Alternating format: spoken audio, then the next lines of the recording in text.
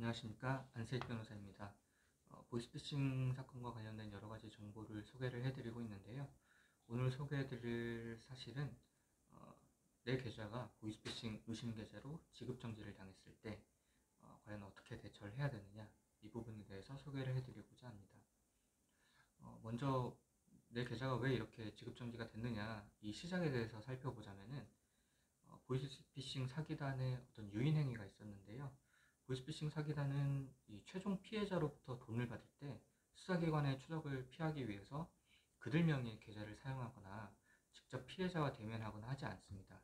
대신에 한 번의 사기를 더 쳐가지고 피해자로부터 계좌이체를 받거나 현금을 받아서 전달해줄 중간책, 수거책, 인출책 등을 모집을 하는데요. 주로 대출, 고액 알바, 그다음에 채용 사이트를 통한 직원 고용, 그다음에 외국 돈 환전, 이런 유형이 가장 많이 쓰이는 수법입니다. 그 대출 유형을 보자면은 지금 상태로는 대출이 안 나오니 이 신용 등급을 올려서 거래 실적을 쌓아서 대출을 받을 수 있게 해주겠다라고 해서 이제 본인들이 돈을 입금해주고 이걸 빼면은 이게 실적이 되기 때문에 본인 돈을 안 쓰고 대출 받아서 좋은 거 아니냐, 이런 식으로 유인을 많이 하고요.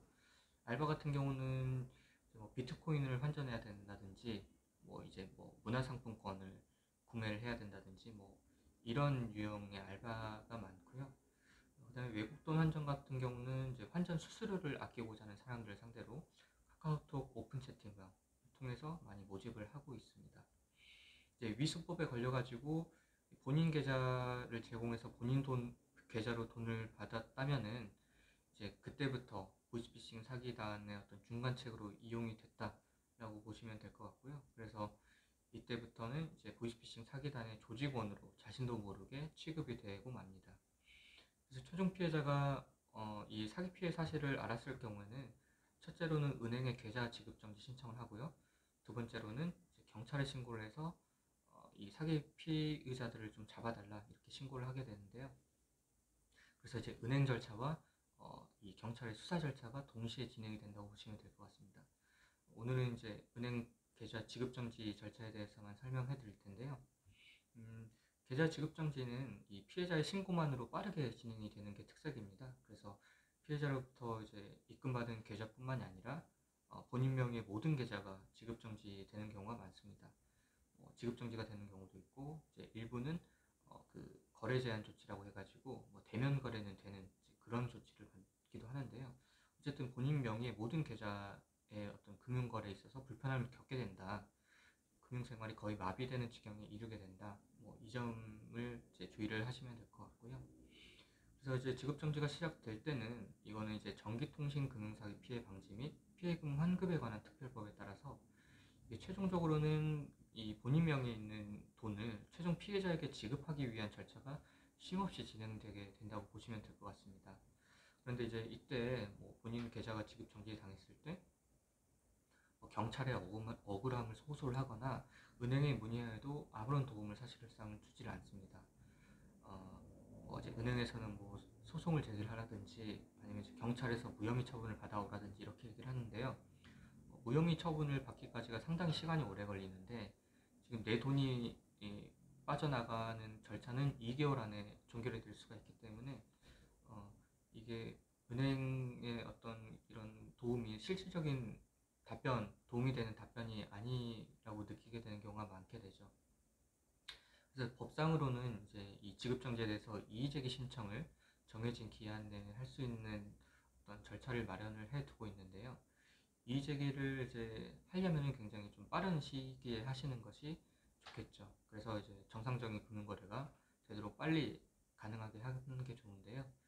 이게 지급정지에 대해서 아무런 절차를 하지 않으면은 말씀드린 것처럼 이제 종국적으로는 내 계좌에 있는 돈이 피해자에게 자동으로 흘러 들어가게 되는 절차가 진행이 되기 때문에 정해진 기한 내에 빠르게 대응을 하시는 게 중요합니다. 그런데 이게 또 그 이의제기를 하면은 모두 승인되느냐? 그렇진 않습니다.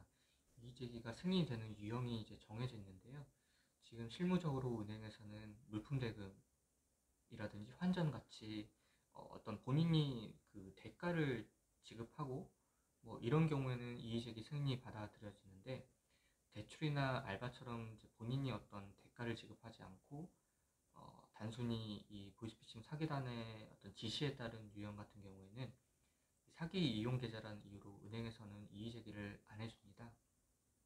그래서 이제 정리를 하자면은 불품 대금 거래라든지 환전 같은 유형의 경우에는 정해진 기한 내에 최대한 빨리 대응을 해가지고 이의 제기 신청을 하는 것이 방법이고, 대출이나 알바 같은 경우에는 이의 제기 승인을 은행에서 받아주지 않기 때문에 다른 방법을 시도를 해야 되는데요.